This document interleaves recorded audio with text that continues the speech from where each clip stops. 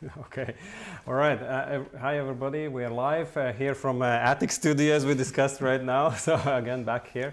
We have three speakers here very well presented before. So today's topic is about AI and people. We see that many companies work with AI.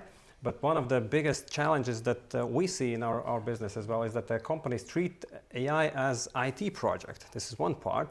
And the other part is that do we see really outcomes that come from our AI as a benefits for companies? We actually see in interviews that about 90% or 8 to 9 companies actually don't receive any tangible profits from that.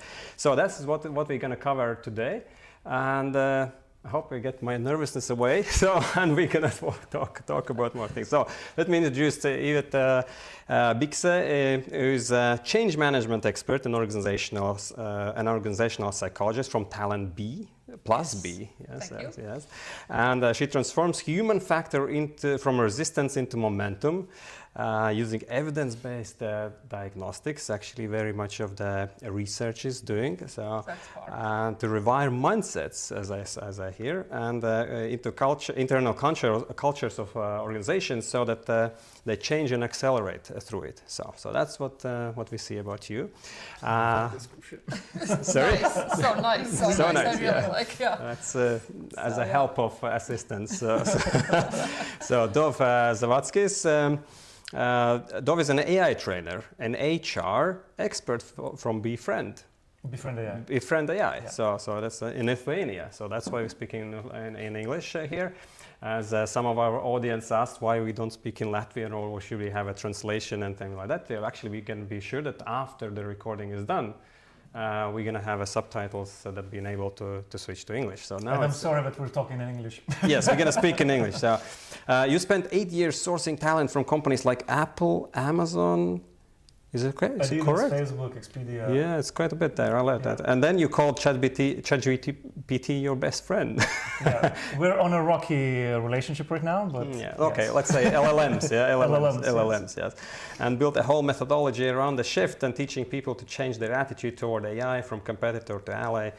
And it's actually saying here persona engineering approach. Is that correct? Persona, yes. So I like saying that mindset first, tech second. We need to know what we're doing first, before we even begin. So I actually had been approached before this webinar that people said they know because they don't know me, and I said, oh, I saw Dov Zavadskis being on your webinar there. So it's, nice. So it's like, oh yeah, that's so cool. Yeah, so that's here from Latvia. So we are in an event, and Guntis Kalniņš from AI Master Lab. He's a partner of AI Master Lab. And it's a bit different introduction than usually we say about this. And you help companies build our AI architecture. That's what I want to say now for you. But not the tech architecture, but organizational architecture, so that you strive how companies can change to adapt to AI. Okay, I agree. So, all right, that was from me. All right, Can you briefly, like in 1 minute, 2 minutes, just say what you are about now, what you do, and what's the thing about AI and people now? Yes, my field is mainly study employees' behaviors. Are they going in a needed direction, or they are lagging behind? So in this moment, I would like to stress out that skills employees are needed, or HR are pointing out, and really a role of HR as a career guidance. Okay, Thank you. So as someone who's been in HR for quite a while, I'm kind of shifting back and forth between, but now when it comes to AI, I'm focusing on generative AI. So I don't consider myself a technical person. I don't build solutions or strategies specifically around AI, but I help organizations to look at the recruitment process on talent attraction and how to make sure that what they're doing is much better to what it was before. And of course, in a safe way possible, because especially HR, we are guided by a lot of regulations, and we need to focus on data protection and not to make any mistakes. In general, that can cost a lot. In general, do people in a class or trainings or consulting that you work in are curious about AI, or is like a fearful of AI, or what's going on? Or enthusiastic? It's a mix. It's really a mix. I think maybe it's because that I'm sure you see that as well. Depends who is attending, right? The age groups react very differently. Yeah. But maybe what I've noticed as well, and looking from some of the research, that globally people choose to do everything they can to ruin the implementation of AI, because we start understanding that maybe I'm the one who will lose the job if AI implementation goes well. So there's also certain risks involved for those who are training, looking after those systems, because they might be let go, which is a little bit challenging. Yeah, and I think we're going to cover this topic today as well, but I think we in Baltics at the moment, we are in an experimental phase, and if we really read a lot of US researches, so we can predict and again make some assumptions and surveys how we are doing with that. Yeah. Guntis, what do you see now? But don't be long in this one, because you liked it. We are behind the US and some other developed countries in adoption of AI. There's good and bad. The good thing is that we can learn from what they are doing, how they are doing, what challenges they are meeting. The bad, there is a gap. And speaking about competitive advantage, we are losing in this competition with other countries. So what I am engaged with is to make sense of what is happening, starting with big picture, starting with strategy approach, vision, but then going quickly to what Iveta mentioned, the experimentation, practical steps that Dov mentioned, because strategy enough, it does not give anything without practical steps forward. So in short, putting everything in one picture, which is not simple at all. Yeah. So what's the greatest misconception that you come into when you speak with groups of people or companies? What they think? Here's a list. I cannot be brief about that. But we need another webinar. But speaking about one thing is, and this is kind of surprising, people think, okay, I go to a training, I obtain skills, which is very important, of course. But then they expect some miracles that everything will change after they have those skills. The problem is nothing will happen without doing anything. Yeah? That is misconception. I will learn and then everything happen by itself. Yeah. Can I add to that quickly? Yes, definitely. I think that what I've noticed is that especially corporate companies or public sector, they sometimes they decide that, oh, we're going to go with one company with one license, we're going to give everyone access, and that's enough. And people get that access and they have no idea what to do. And sometimes they even choose something that they are not allowed to use just because they don't know and they don't want to use that tool. So I saw those challenges as well. Yeah, that we see a lot as well. And let's actually cover this topic now, because it's one we intended to cover as well, this shadow AI. So that what we see is that there are lots of proof, or I lost my word in English about that, but it's research done about how people use AI tools, and Microsoft saying that about 80%, like 78% of office workers use generative AI in general. Okay, that's a fact. And then that half of people actually hide it from management. They use AI tools. Is that true? Do you see that? Okay, I will start. I have lots of other facts there, but I'm not going to drop all the facts now, but it's just crazy what I see there. So and I hear more and more, and we were in some other classrooms and hear the same thing. Actually, they are allowed, as you say, they are allowed tools they have, but they don't like those tools and they use some other tools. So what's going on in this one, and what are the risks? Okay, preparing for this webinar interview discussion, I also interviewed some of large company HR representatives and some of local businesses and some who are representing international companies.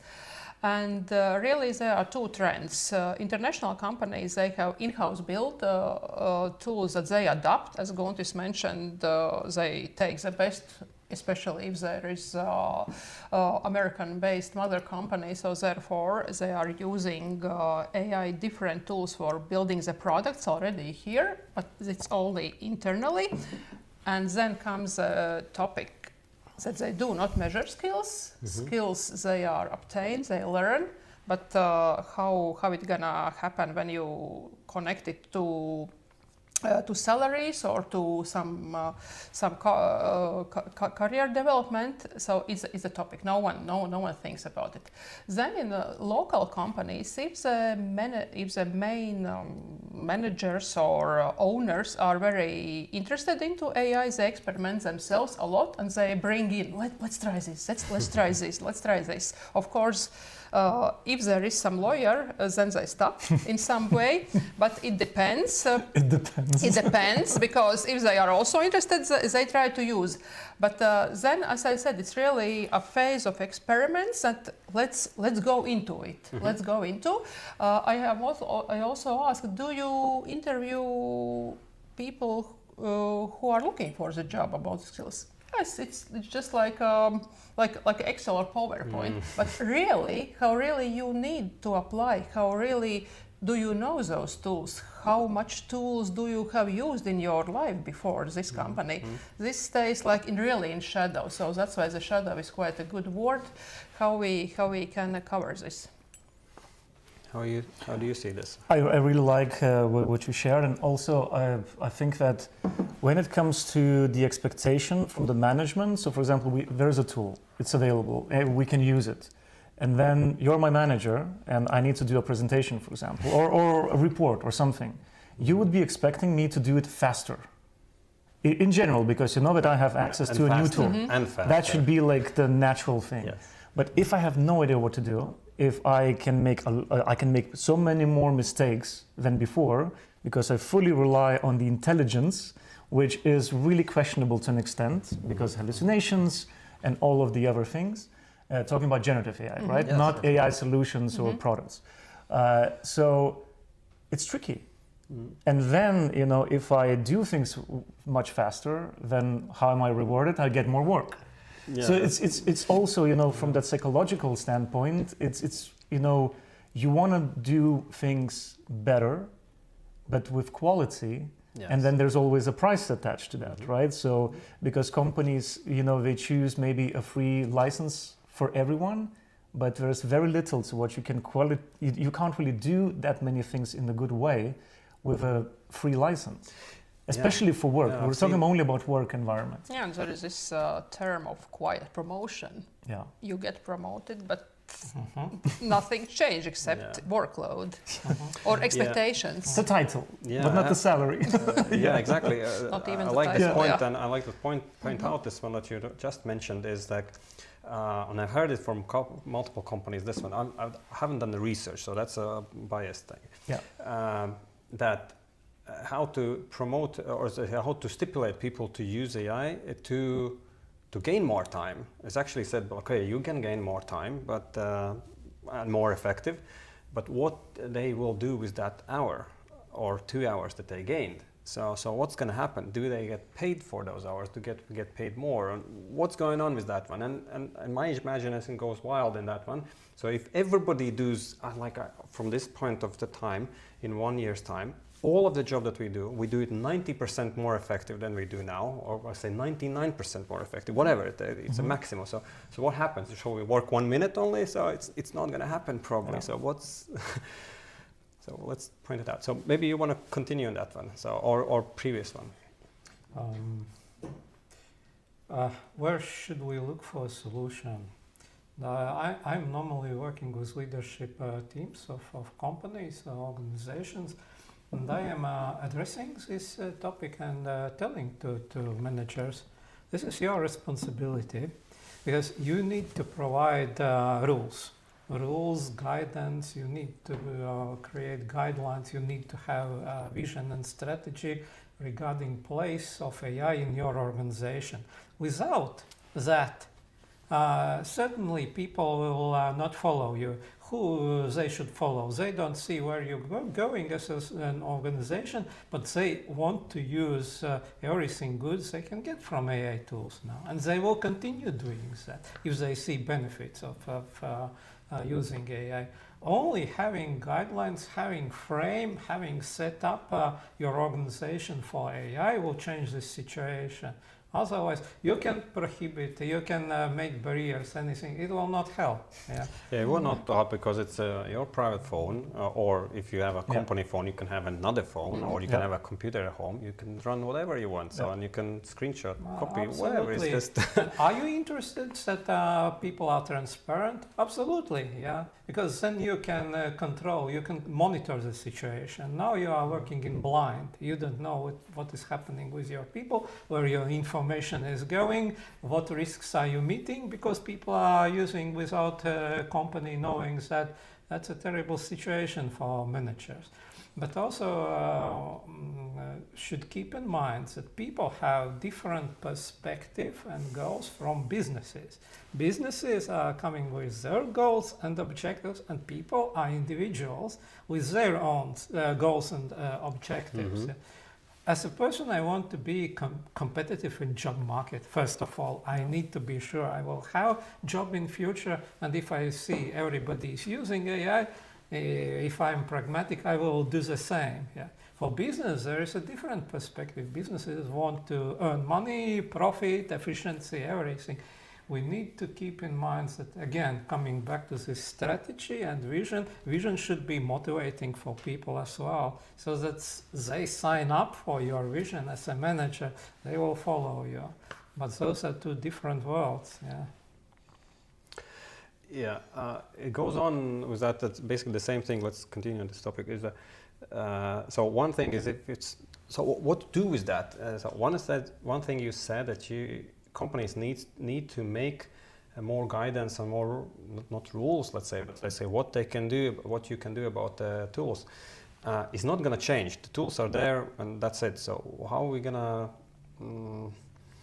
Say go on with that one so that they are using any tools, because we suggest in trainings as well there's an AI for that, and there's like tens of thousands of tools that publicly available, so or hundreds even. So what You know, like for me this is a very important topic, because just because that there is a tool out there doesn't mean that we're allowed to use it. This is extremely important, because we have a lot of Google Chrome extensions that will link your tool to an Excel or something like that. We don't read terms and conditions. We don't know what data it accesses. And if we're looking from the corporate or work environment, we need to be extremely careful. So in Lithuania, from the companies that I've been working, and you know, I speak at a lot of different HR events. So I have HR audience, and I ask, do you have AI policy? Very few people raise their hands. Is it clear for people what, for example, can I use ChatGPT personal account, paid or not, doesn't matter. If I work at a ministry, for example, or if I work in any other public sector or in the private sector, but you know, this needs to be really clarified.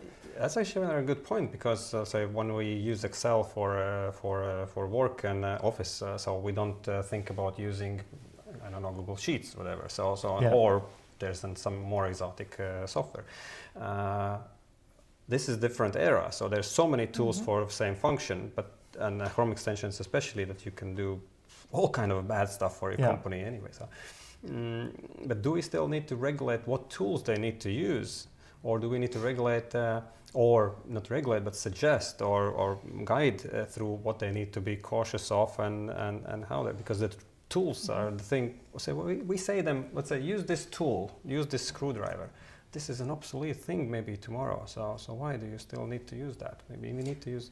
I think the guidance, that's a word that we need to really follow guidance. And coming back to your question you asked before about this, what we're gonna do, like 10 minutes per day.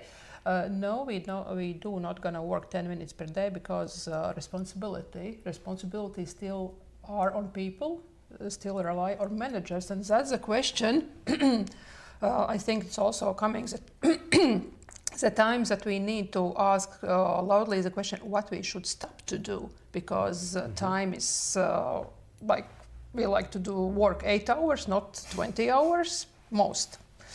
And then employee takes responsibility on what they can create it with those tools. They should evaluate. Also manager, they should evaluate and also assign the works for that employee who have, again, skills or do not have the skills. So therefore, I think it's quite important what we should start to do and how we're going to share responsibility from the work that is done by tools and how we guide which tools is better. Because also talking with some specific companies, they are already following the tools that are built for specific needs, like for veterinarians or for lawyers, specific tools that they are updated like every week, and they do not need to bring in something in-house. They are using, rely on that, and there are policies in order, and there are acceptance from the clients that they use those tools. So therefore, it will be more field specific. Yeah, I actually could agree on that one very much, because what I say is like you don't need 100 tools for everyday work. You need, I don't know, what, 5, 10? It might end somewhere still. So it's, and you might have 5 tools for the same feature to use also, and you can choose from one another. So that might be one thing. Maybe I can just add one thing that I think is related to this. So in EU AI Act, there are some recommendations that I think are really important, because that's really touching on what you just mentioned. One of the most important things is for to do an audit of the systems that people have access to. So all of the AI tools and solutions, whatever that is. So then you know all of the things that basically, if I type onto the URL, am I allowed to open it or not? Then they start looking into the challenges, the risks, and the damages that it can, that it can have if, for example, if the employee is using it, right? So then potentially you're making a recommendation list, right? As you said, we have some of the, for example, VPN security company, NordVPN. They are very open that they're blocking certain tools internally that you're not able to access, because we look into security first. This is, and I think if those companies are thinking about it, all of us should, right? And another thing is then to have very clear guidance and, to help people to know, because if I don't know if I can use one tool or another, I should be able to read a document or go to my manager and ask a question. It should be really clear. It's a different, it's a communication question now coming into. It's probably going to be a combination then of all the things. Tools being, not allowed, tools being allowed, and then it's a guidance on how to use the tools, and it's just more complex thing. Do you have anything to add now? So I'm going to serve for that one. Yeah, there is additional difficulties, and it is that everything is changing so fast, so quickly. So I cannot establish rules, and then those rules are working for months, for years. It's not about AI today. We have to be ready for everything changing. So it means that auditing, it needs to be done on a regular basis. We need to be ready that the rules will be changing, and we have to find ways how to adapt to this change. And I'm looking at Iveta, maybe you have some good suggestions, because there's no stability in future. This is another track in conception. Everybody's waiting for some stability at last, which is not coming at all, quite opposite. Everything is accelerating. Then who opens the door? A cybersecurity specialist, company owner who likes to bring up more efficiency, or HR who are redesigning work. Then in whose arms are the keys? Maybe, there's one very good example that maybe the audience has also seen in the last few weeks. There was a company called bought, then Claw bought. Open Claw. Yeah. Like in a week, the company changed 3 names, and now they're part of OpenAI. As an employee and No, and that and they got the project code, OpenMalt is now part of the Yes. OpenCloud is part of OpenAI, right? yeah, it was a strange way of. It's a going. really big mess, and there were a lot of people who lost a lot of people in that week because there was a big scam involved in that. So I think that there's danger when we trust information that is on LinkedIn, even when people speak on stages at conferences. We need to really triple check information before we go and implement. Even, for example, when we speak, right? Sometimes it takes time for companies to bring any of these ideas into implementation. Make sure that you just check everything, because things change too fast and you can make a lot of mistakes in the process if you don't check those things as well. I want to bring another thing up a bit, is like whether that's a thing at all or not. There's HBR research done, and I say like employees using AI are rated generally 9% less competent by peers for identical work, and for women it's actually worse. So, what is that the thing, and how do you see that? So it's again behavior in organization. So who I am when I'm using AI. So my work identity, professional identity is changing, and probably if company culture is built on you need to study such amount of courses to be an expert, etc., etc. So we know the roles, how to belong, not how to fit in, but how to really belong by heart.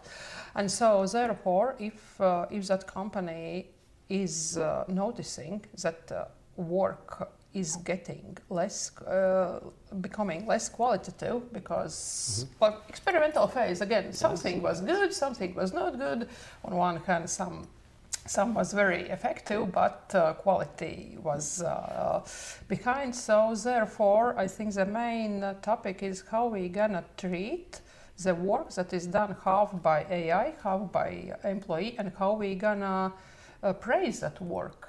So who has done?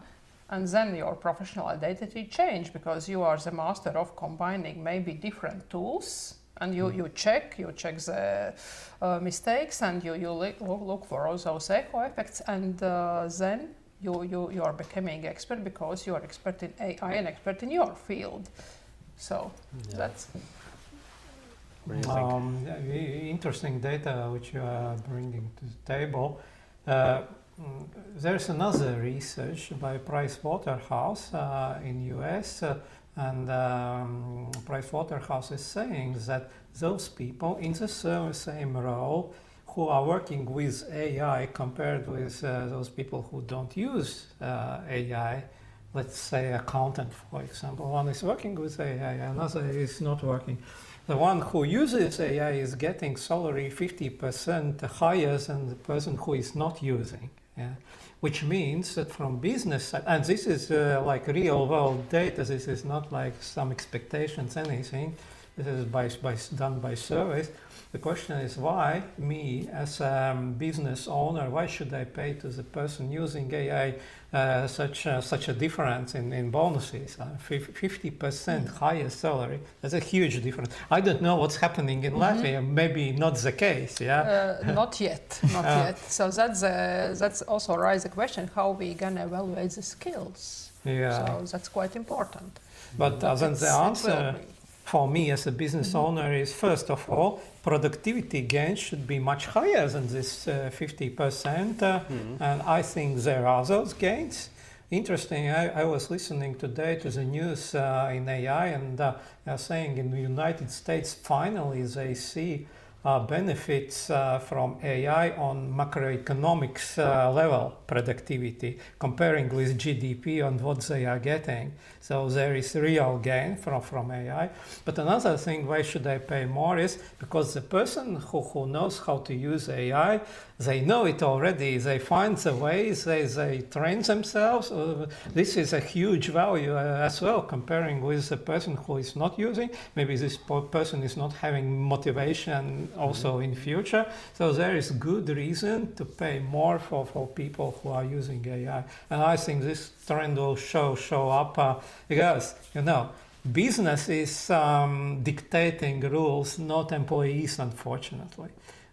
In the sense, business has to make money, profits, everything. I know all those dark sides of AI as well, and people are justified to point out what they are. But speaking about business will dictate those rules, how people will work in future. And I think it's also really important to stress that it will depend on the type of the business and the size of the business. The smaller the business is, you have, for example, people who are like in their early 20s, who are like a company of one or two, and they can be making millions.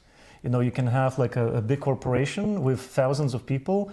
They might struggle with the AI implementation because, of course, there's more people involved.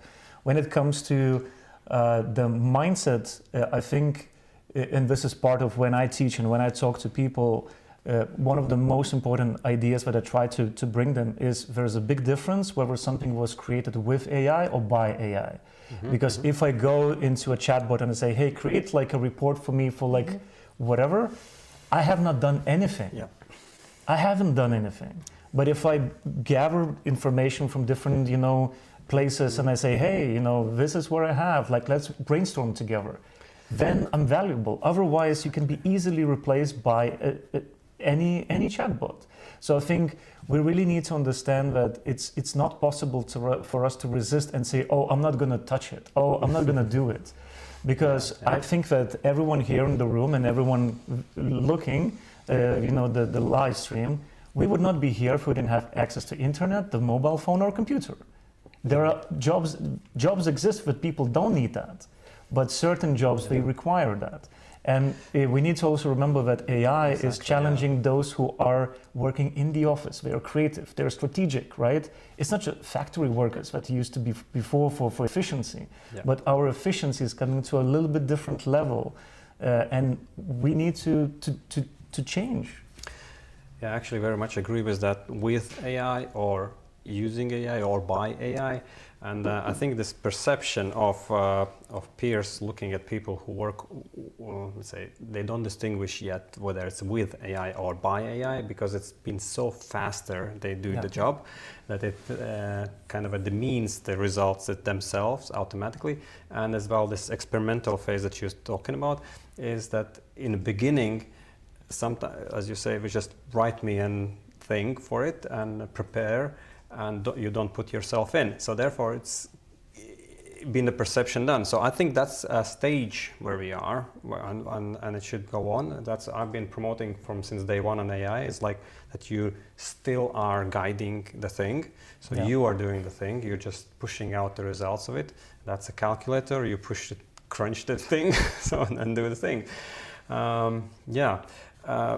I lost a bit of a thread of that, but we're going to continue later on this productivity and gains from AI, but a bit later in the course.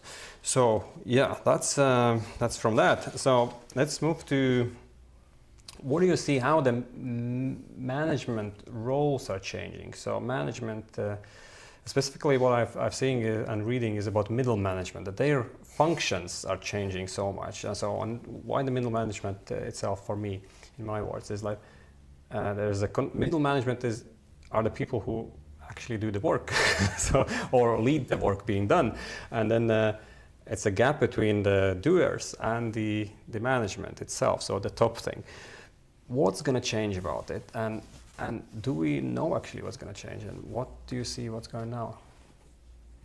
And we talked about this one before, actually. I remember that we see that the function's going to change what they do.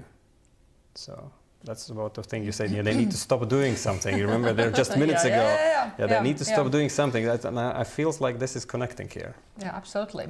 Because really, it's about evaluating what kind of employees I will need. So that's why I'm not 100% agreeing with your that business will dictate, because business is made by people. You can create super ideas, and if there is like one person company, still there will be need for others sooner or later.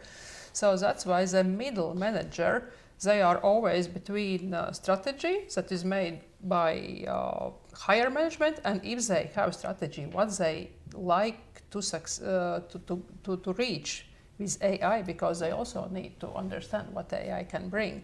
And then are the doers, and for doers there are some who are really interested into and some who are not so.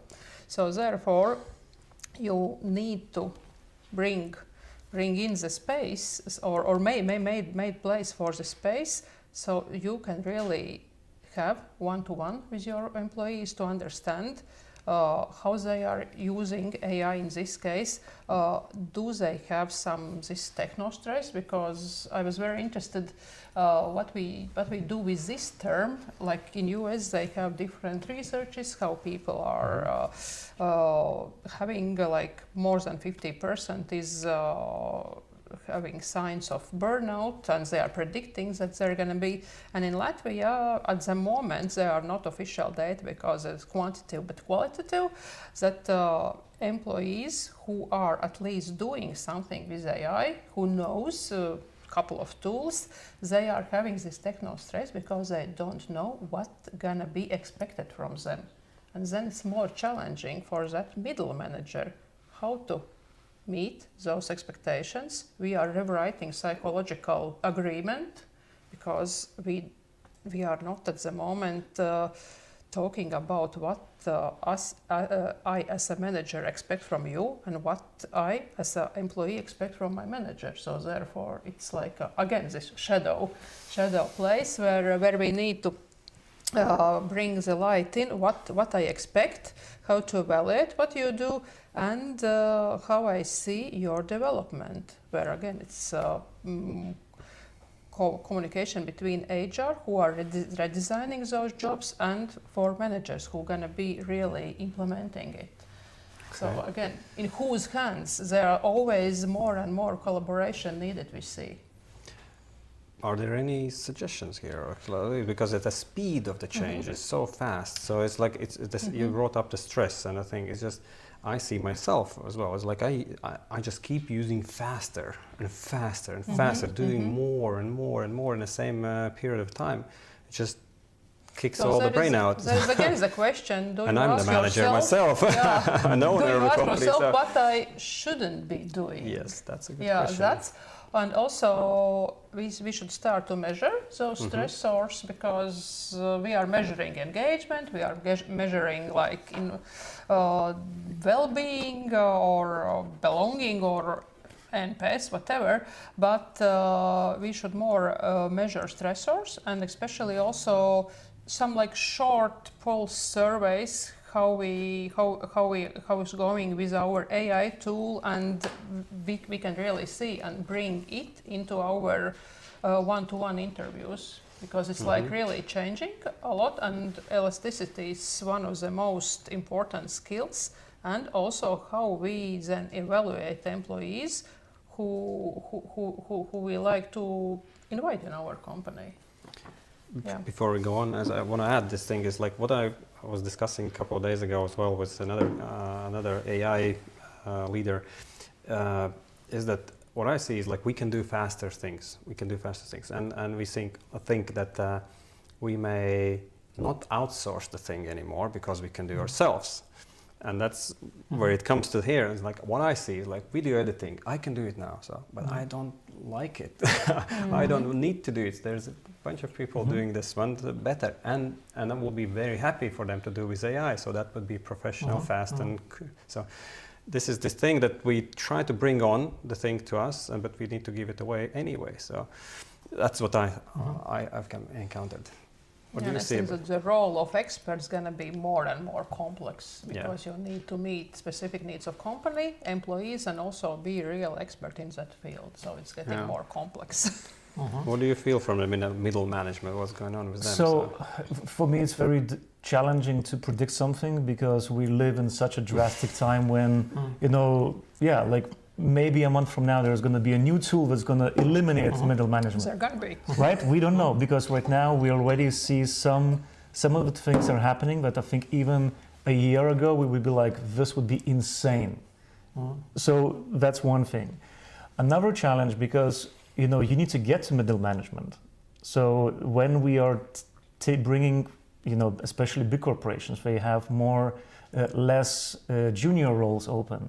You need to train them. Those people need to get to the middle management, as there's a risk that we will reach a time when we won't have that middle management to begin with, because we jump into more senior people, especially from those who are writing code. I saw these jokes that online saying, "Oh, Spotify announced that since December, all of their developers, they're not writing code. Cloud Code is doing it."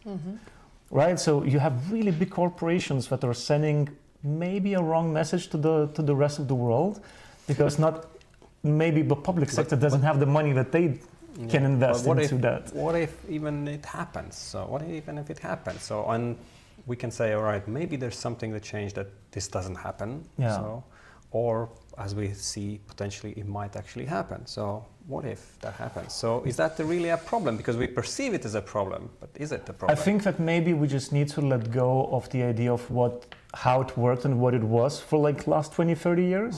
Exactly. And we really need to start looking and redesigning and thinking of, okay, if, I'm middle manager somewhere, the question is, do managers want to be a manager?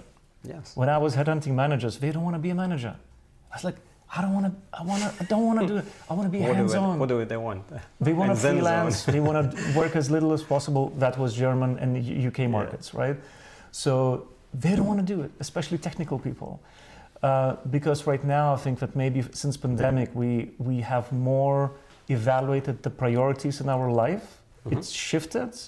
And work is not necessarily the top priority, in general, because there are a lot of other things that if there's a threat at some point, we're like, yeah, I will find something different. But we just spoke before we even started that if you are 40 plus, so then there's other risks involved.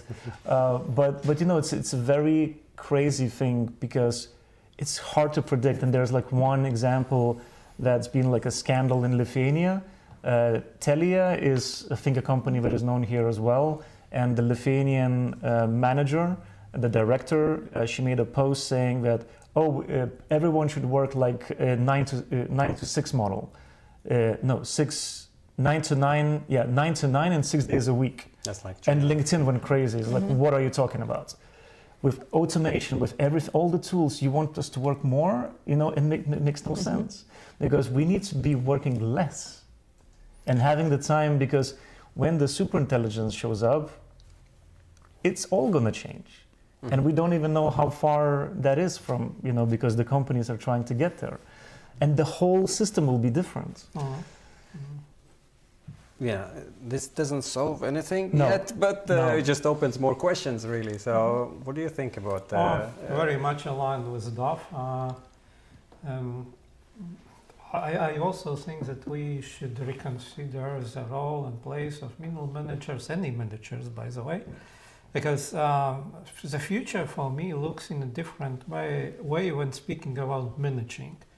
Maybe we all will become managers, but we will manage agents and we will manage people. And this is the biggest difference, that in future we definitely have to look the role of manager, managing both, managing agents. By the way, agents which you build, which I build myself, not anybody provided. So I need to learn those skills, how to build those employees, virtual employees. Yeah. So this requires a very different approach in thinking. There is much more needed skill for systemic thinking, creativity. Because if I have people, if I have agents, all the time I will have to recreate the system, to redesign environment in which I work. Very different skill, yeah. This is how it looks in future, in my opinion. And, but how? We don't know. We don't know here, and actually nobody knows. Yeah, We are now, well, I'm speaking about myself. I'm communicating with different stakeholders, different big companies, small companies, also world-class companies driving AI. I can tell even those big companies don't have a clue and explanation. So the best what we can do, in my opinion, we have to behave as children. We get something new, we try it, we look from one side, another side, make sense of it, experiment. Yeah, there's because nobody will come as a teacher and tell us you should do this in this way, that way. This is not our future for. No. I want to pose this out as well. It's like, is it any different? Because for me, it feels like it's different. For one thing is established companies, well-established companies versus new companies, because that ties together with the remuneration that the new companies they can pay much higher because they see much higher gains.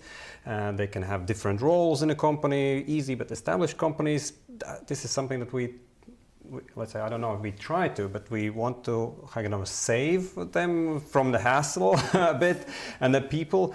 So, like in pandemic, they said there's no better time to start a new business because it's everything is bad. So is it something relatable here too? So it's very good to start a new business, maybe. But I think that really also that all old and large and small companies. They are reporting that changes are like here for every day, and so it doesn't matter because your clients are requesting new solutions, and that's why we always at the moment are going back to that. Doesn't matter if you want to be successful company, you need to change always. Mm-hmm. So that I really like your.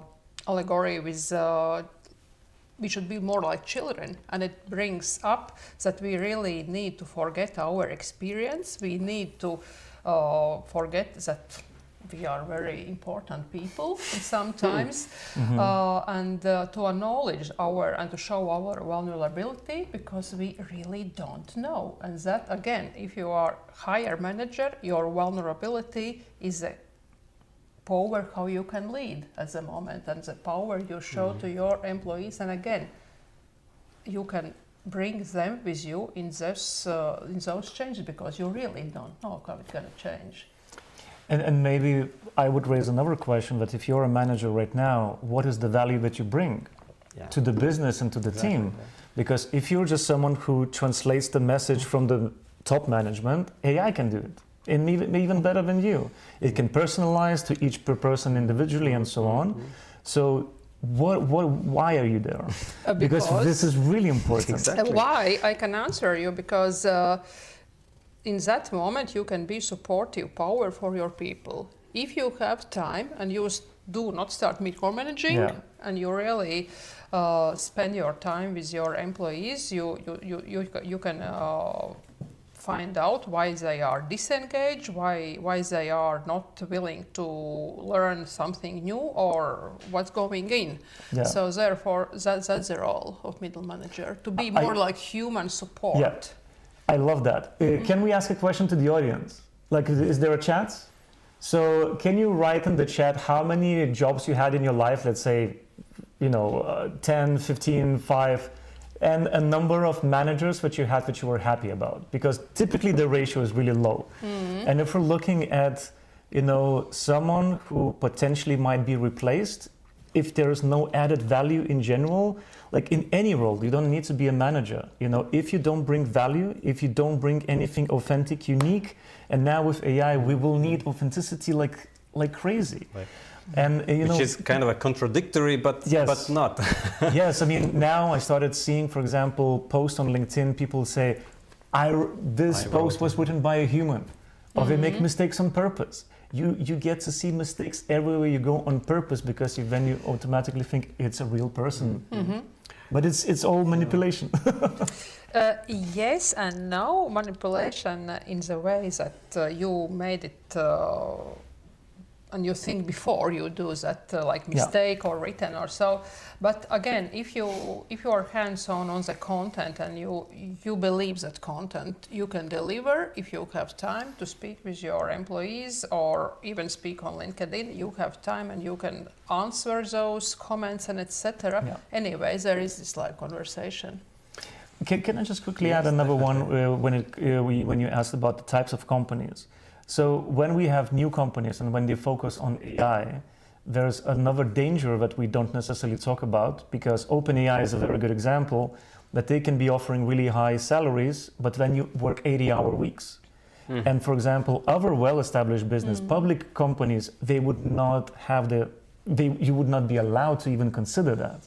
So, that salary, we need to look at actually the hourly rate, or, how you look at it, because the number as the salary is not just pure number.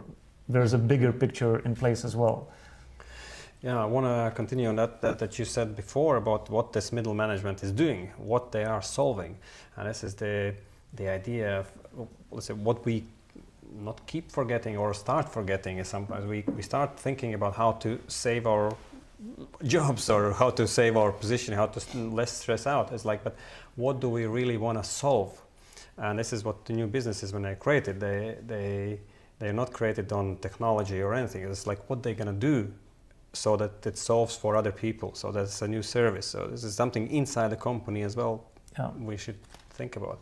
Should we? I can give another example from HR point of view. So when I would go as a firefighter to help the team find the talent, I would be exposed to hiring managers. So they are a middle manager or leadership, depending on the situation. But in a lot of the cases, they are the bottleneck of why the process is stuck, why the process, why we don't bring the right people, they keep on changing their minds. That's the manager. They don't have the clarity about their own team, right? So they're not in a good place either. Yeah. Anyway, So and it's really, there is almost only some companies who really measure the time that manager is spending talking with their people. So there is no such a KPIs. There is not such a really training how to allocate time for your people and how to do those sensitive and inconvenient conversations. And that goes back to that Dov mentioned that almost like 70% of managers don't want to be managers. But saying, okay, we are speaking so much about how the situation is, but what would be your advice to those middle managers who are watching us? Yeah, because it looks quite miserable at the moment. Yeah. What they could do, what real steps they could take so that they are successful in this era of change? What would you say? Firstly, dedicate time and speak with people. Come together also to address those inconvenient topics. Name the elephants in the room, which also take guts to do it. And then we can talk about authenticity, about honesty, and about surviving those changes, or at least we are in a real situation in our real team, which is not perfect, but I'm interested into you as a person. What you think? What you think? What you are about?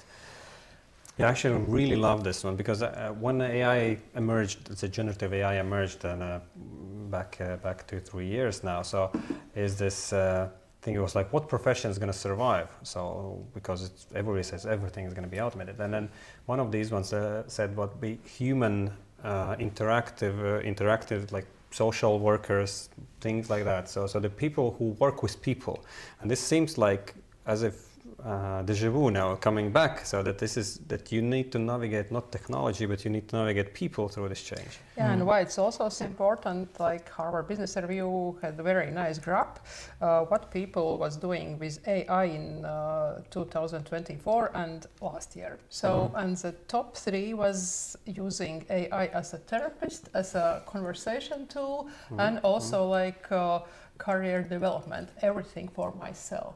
Yeah. And I think that also I would add that when you asked about suggestions or tips, I think that because we need to look at life from a different lens. So for example, if I'm someone who has not had exposure to AI, like talking about even LLMs, right? And my work environment is not giving me that opportunity. So I think that I need to find time after work to look into that on my own account, on my own budget. Cancel your Netflix, start looking at stuff after work, because we need to take control of that, because we never know when things can go wrong and you will be fired, for example, for any reason. Like that's happens, you know, with Company go businesses. bust, and that's it. Yeah, that happens, right?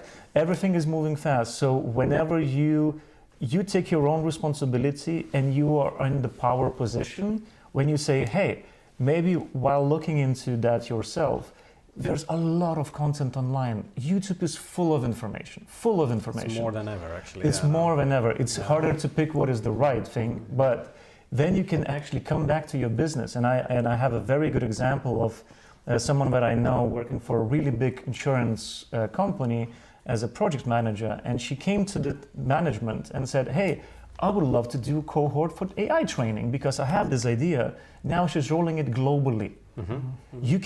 We are in the position, we don't know what jobs are there. We can reinvent, and we can potentially even create a new job, for example, within your own company, if you like that company and if you want to truly want that company to succeed, because you can bring all of those ideas. Yeah, this brings the question whether, because people, as you said in the beginning, people want stability, so they don't want to change, or they want it the stability. And it's like, imagine a person who's been working 20 years in a company.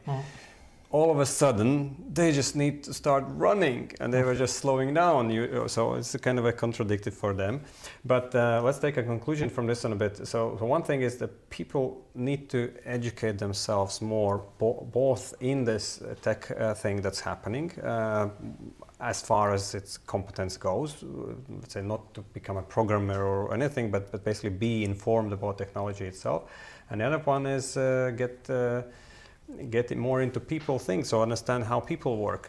If you were in the manager, translating messages from top management to there and just pushing people to the job, so you need to work with people, so not lead, so you need to lead people. So psychological skills. All right. You brought up agents. So maybe it's going to be a bit danger. Yeah, it's going to be a bit of a detour in the thing. But let's say, yeah, how is it going to change the environment of or how is it changing the environment now? Because let's say you've been now a lot of in the businesses and seeing how are the agents now changing the thing already? Or is it going to be like tomorrow or day after tomorrow? Is it already past? So it's everything changing. Or what's going to go about this one? So I think we need to define what agent is. Yes. Because that's also, Please. dropped everywhere. Exactly. And correct me if I'm wrong, but because if you're using Copilot, so Copilot agent is very different to what agent is, because agents will be the system that is capable of using different steps and deciding what is the right way to achieve, go from place A to place B, and you will see potentially the steps and decision making and the thinking of how to get there. And potentially it has access to everything that you have, like on your laptop or all the access that you give. There's a lot of risk with that. And for example, if you go, I wanted to test ChatGPT agent, and when I clicked on it, the first thing that I saw was a pop-up that ChatGPT told me that if you're gonna continue, keep in mind that it's not secure. And I'm like, what are you talking about? Right? That's one thing. Another thing that we are now used to talking in our language and getting the results that we want. So everyone can do it. We don't need to be technical to get some kind of outcome. Agents is very different. It's very technical.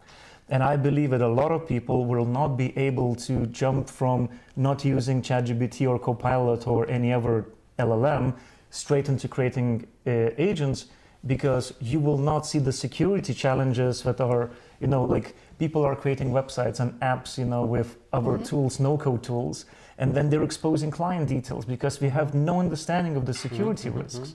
So there are companies that know exactly what they're doing, and I think they're going to succeed because they potentially going to be providing services to those who have no idea how to do it. But should everyone be looking into agents? Nope. I highly doubt, especially in the public sector. Be really cautious and be really careful. What do you say about agents? As far as I have interviewed companies who that use that really in-house, they are using it and they really believe, but it's really, as Dov also mentioned, it stays due to security reasons, and you need to train those agents as well. You need to understand what need to be again added to them.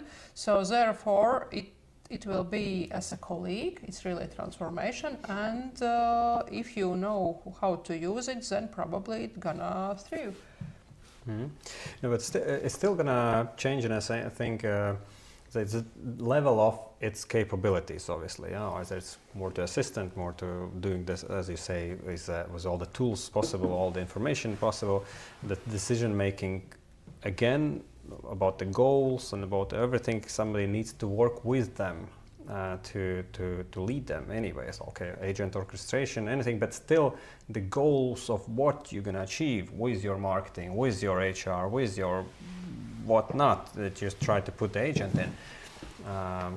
This is kind of because I'm business tech kind of oriented. I'm not programmer, but I understand, and I struggle to understand how it's going to fit into my processes. And okay, I have things done already, but it just messes my mind up.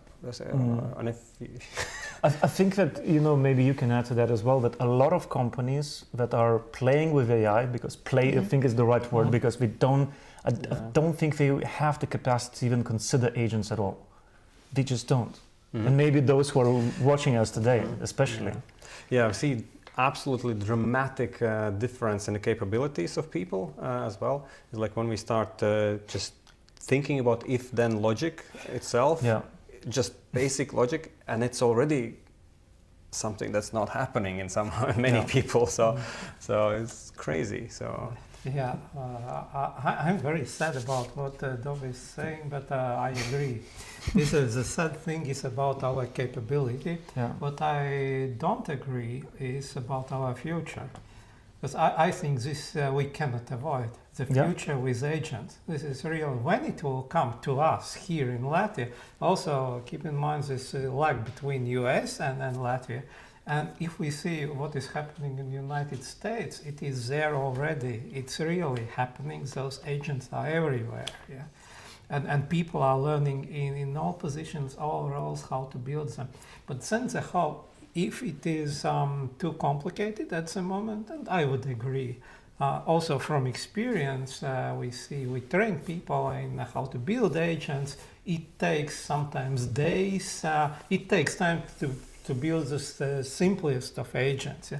But I think those, and the experience from past shows is that technologies are developing, and what takes days now to build an agent, it will take maybe a few hours in future. And tech is developing very quickly. So in this sense, what is awaiting us for future is absolutely different reality from today. And the sad thing is that we are lagging behind in our competitiveness here in Baltics. And but at least in a way it's good, because that we are having that lag, because we have restrictions of what we can do, because US has no guardrails. They have all the other problems. And I don't believe that all the challenges they will face we will get information about, because they're competing right now with China. It's like, it reminds me of who's going to go to the moon first, that kind of situation. But agents is really inevitable, but it's, like there's a quote from Ethan Mollick, someone who's the author of Co-Intelligence, really good book, and I highly recommend people following him on socials, that the AI that we have right now is the worst AI that we'll ever have. And it really, hopefully, right? and it does change the perspective. Because, even, for example, working in Latvian language, Like 2 or 3 years ago, Yeah. it was very difficult. And right now, because our languages are connected, right? We don't have that many people who would train it. But it's decent. You can really work. So imagine what's going to be like a year or 2 years from now. I cannot. I really honestly cannot, because what you say resonates so much with me. Because 2023, for example, middle of say July, we sat with Guntis and talking about starting all the thing out, and year later we think how the job already has changed, like how much we use AI in everyday life. It's been like day and night difference. Yeah. So at that point year. already, like middle of mid of 2024, and then it's 26, and it's like 3 months ago. It's day and night, so almost, because I use tools now absolutely different now. So it's just absolute. I do with AI a lot, and just I can't imagine. But I honestly, what I think for myself is like, I've noticed. Can you resonate on that? Is I use less tools on everyday thing. It's partly because I have lots of in-class trainings, because I have full day off there. But I use it more concentrated, so on the task. So the thing. How is it for you, or for what you see in people, other people? For me, I'm using smarter, because I have find out what kind of research, for example, I have access or tool do not have access. So I need to give more quality results. So therefore, I know how to do to reach a result I need. So therefore, so it's training, and for companies or like observing, they are using more, and some are defining right now and setting up AI departments who gonna teach or to again explore what's more important. So it's getting into it. Then there is a place in organization as a culture, and a place in organizations that we need to deal with it, and we need to communicate about it, and we need to again skill people, and really it's transformation. It's not just a new thing. Before we go to you, it's like just commenting this one. Smarter is a good word for me as well, but the only thing is it's not like just less. It's just more focused on the thing. So more focused on the thing, and then not using for silly things so much as it was before. Because you've experimented that was your enough. Playground. Yeah, that was my playground. Out of your playground. Maybe. Yeah. Maybe. Yeah. But I actually see myself being addicted a lot to some things that I start develop one project, which is a side project, and I spend hours on that sometimes. You just spend the night and nighttime on nighttime. So visual opportunities, wow. Data analysis opportunities. You go more deeper. Yeah. And also, I think what you mentioned, that there is a challenge when you know exactly what you want, like the outcome. That's where the real battle becomes. Like it starts happening, because if you don't know where, challenging. Because I'm like, what do you mean you don't have this information? Like, go and find it. Like, you start really arguing. I think that for me, I started using more strategically. Because every single time I use it like a brainstorming partner to begin with, and to see things from a different perspective and so on. But I think one of the things that I saw some of the companies that I worked with, what they start implementing, that they started identifying internally champions, AI champions. And some of them, they even have, they still have team meetings. Right, we do have those. And for example, if it's like once a week, Friday, for example, an hour, they would dedicate 15 or 20 minutes specifically for all the AI related things. And someone would share, hey, I had this use case and I tried this and it worked. Always they bring the challenges, and they start sharing those. Others are sharing like different personas, or like prompt libraries, or processes, or workflows. What they were building, because any external consultant will never be as good as someone who knows business inside out. And by helping and supporting those people who bring those crazy ideas to the management, you can actually maybe help them, hey, we could do something about it. You know, then it's more targeted, and then the business, I think that maybe the difference is going to be whether business higher management will be open into those things and maybe tweaking, because you don't want to lose a really good person if they're like sales manager, but you're like, oh no, continue doing that. But really see the potential if the person is bringing something that is crazy different, because potentially they're the early adopters and they need to be the one, you know, with a shuffle and hey, we're going to go that way.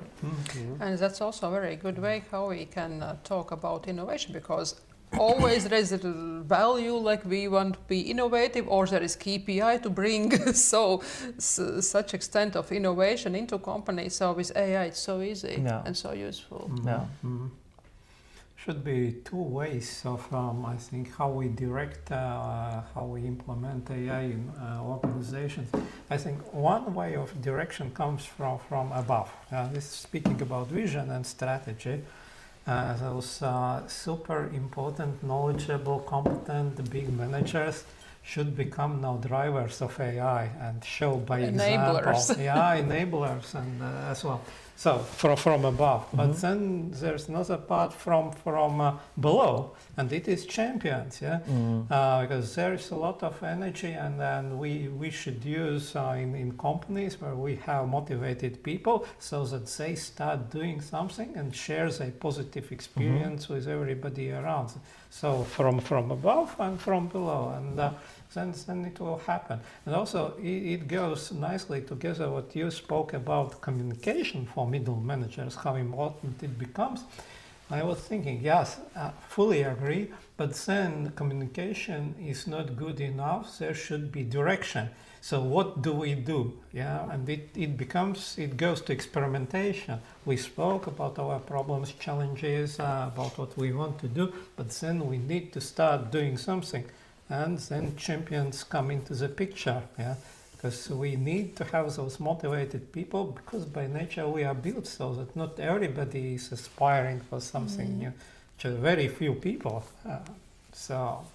And then it should work. We've seen in our trainings as well, it's like that those companies or institutions that have these cross-department meetings, let's say, or environment for AI enthusiasts, and they actually are those who everybody looks up to as well, because they exchange this information, they know, and it's no way, because it's this experimentation time now. Nobody knows everything. And when I come in a classroom of, I'm a BI trainer as well, so when I come into the class, what I say is like, I know that I know more than anybody else in the room, definitely, almost definitely. So maybe in some topic they know better than me, but in AI there's no one that knows better than the other. So there's so many up and downs that the only thing that we can agree there is that we are capable of managing the situation where it goes there in that moment. The only thing we know something more about that. And actually, it's very interesting how your students see challenges with AI, because they are, as I understand, studying MBA, so quite business driven.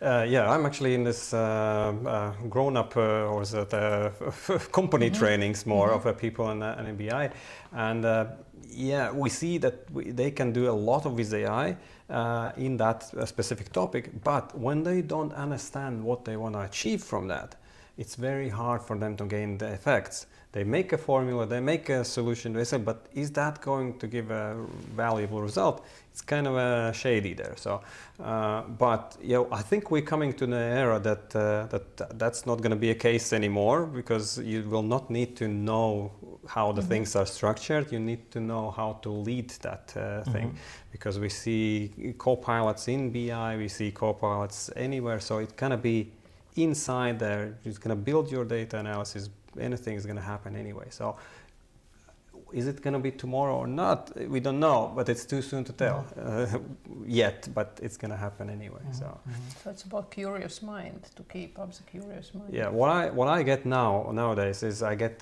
more difficult and more challenging topics to solve now. That's I'm happy for that. I'm happy for that. It's really cool topics to work with. So, actually, we've come to. Do you have anything to add to this one? Talking about Yeah, challenging actually. topics, so I have like few maybe drastic or crazy ideas. It's maybe more related to HR in general. This is the industry that I worked, like I stepped into 20 years ago, so I think I know it well. When I speak to HR crowd in Lithuania, Latvia, and other countries, so especially in the Baltic region, it's, I would say, predominantly female-driven industry. We would not be arguing about it. Like Yes. at least 80% are women, right? And I had an experience a few weeks ago when there were a group, in 2 days there were like 1,200 people, 95% were women, because it was an HR event, and I asked, raise your hand if you think that you consider yourself a technical person. There was no hands. So now when AI is coming, agents are coming, HR are the ones creating guidelines, creating those processes. How can you be creating process if you don't necessarily feel comfortable about it? That's one thing. And then also I saw a very interesting podcast on LinkedIn where there was one person who pitched the idea that, hey, HR is typically seen as a cost center. It's been like that since Supportive. all Support the time. function, So yes, yeah. if we need to cut money, it's always HR. Like they go first. But what if HR works really hand in hand with IT? Because IT is the other opposite extreme. I would say it potentially is 80-90% men, for example, right? It's the total opposite. They're the ones who are, investing in the tools, right? They're working and saying, hey, this is the ATS, this is the CRM, this is the chatbot that we're gonna go, and so on. Yes, I also can add to that also I was looking for how then the team of HR gonna look. Yeah. And so the one trend is that really they have on board some IT specialist who is more technically driven, or they are having in IT team some specialists who are partly covering HR needs, who are like people. Yeah. So that's really mixing up, and it's always if you talk about position of HR, it was always like HR should be on the strategic decisions. So depends on the company. Yeah. Then HR should be on a company like development. Yes and no. And know how we can match HR with AI and IT. Yeah. Again, like HR is a position that is always on the scope, how to match better, how to improve their skills, and how to bring more value to the company. Because as we agreed, it's a kind of a supportive function, but without people we can't do. So therefore, it is strategic function. So I have an idea about that, because I think HR is an old term, right? But for international companies, we separate it. You have talent attraction or talent acquisition is everything that happens until someone signs a contract, and then you have human resources, which is taking care of the journey while you are working with the company Or and even offboarding. people and culture, where Yeah. you really And you have enable culture. learning and development. You have a lot of different kind of subgroups, within that system. But just like, for example, at Expedia, we had a Power BI person who was supporting the talent team. It was not the recruiter, or HR. It was an external. You have the reporting teams and so on and so on. But I already start seeing a trend, in Europe, that we have talent engineer, someone who is extremely technical but works with specifically attracting talent. Now let's think of how much data there is in HR to begin with. A lot of All analysis, different a kind. lot of it. So HR potentially still seen as, oh, you need a psychology, you need, that human touch, you need to care about that, but it's getting more and more technical. And there's even data that suggests, that's coming from US, that if, for example, company chooses, gives access to any tool like LLM to any employee, women potentially might choose it 20% less to use. And there's also a risk because, I work with that crowd, and I try to help them. It's like, this is not scary, but there's a resistance, So I think that there's opportunity, to look into those. That's why also Riga Tech Girls are working to enable more women to jump in and not to be scared of like a technical topics. Yeah. But it's really, I think it's a team of HR should also be more like powerful with different kind of skills. Wow, we have lots of topics covered, and we have actually, I thought we're going to run out of topics to talk, which I didn't believe it's going to happen, but what actually happened that we run out of the time faster than this. We had another larger topic to cover, but we just covered it partially before already. So what we can agree on probably is, and we've seen it in our trainings we've done, is that it's only 10%, depending on methodology, but 10% is just this technology thing that drives AI success, and 20, maybe 30% is the data. And then the rest of it is people. Mm-hmm. And we discussed here lots about the people and lots of techniques and suggestions what to do with people and how the companies need to change. And it's probably need to be a separate topic how to change the organization itself. Certainly we can agree on that one, so I'll not elaborate on that too much today anymore. And we didn't cover the crucial question is whether companies have the returns on AI that we wanted to discover. But let's conclude this one on the topic. Do we have questions from audience? Three questions. Should we? No, we don't have questions. Three. We have three answers of those. Statistics. Oh, okay.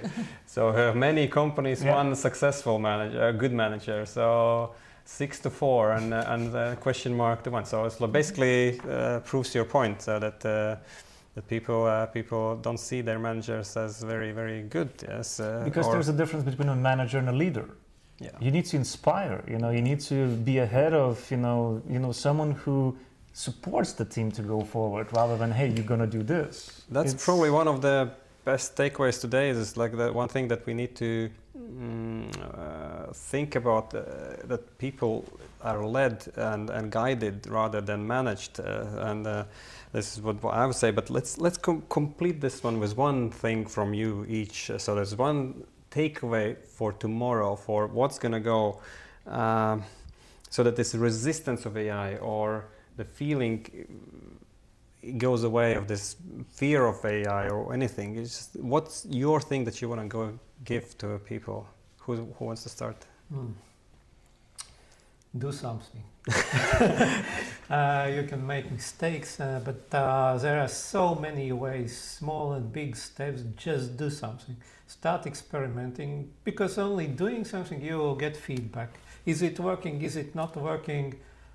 There is actually no other way. So I wish you try. I wish you succeed. Good luck to you. Really. Good luck to you. All right.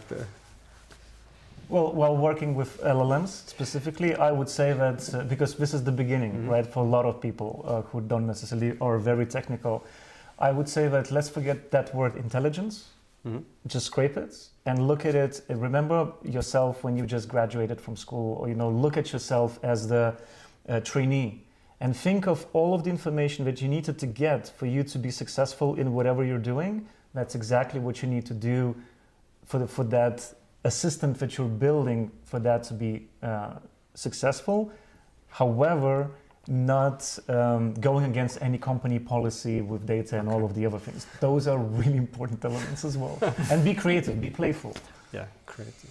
Thank you. Yeah, probably the first thing is to step out of arrogance, that you are expert in everything. rely on your team and to get into touch with your team and really to try to experiment and to see where it's gonna get and talk about where we as a company, as a team, where we are going with those tools and with our company strategy. Always like match together both topics and allow place for unknown and accept unknown as a part of our everyday life. Thank you very much for the audience who watched us, and thank you very much, Iveta, Dov, and Guntis. It was an absolute pleasure to speak to you all, and I got to know a lot of things for myself too. Thank you. Thank you. Thank you.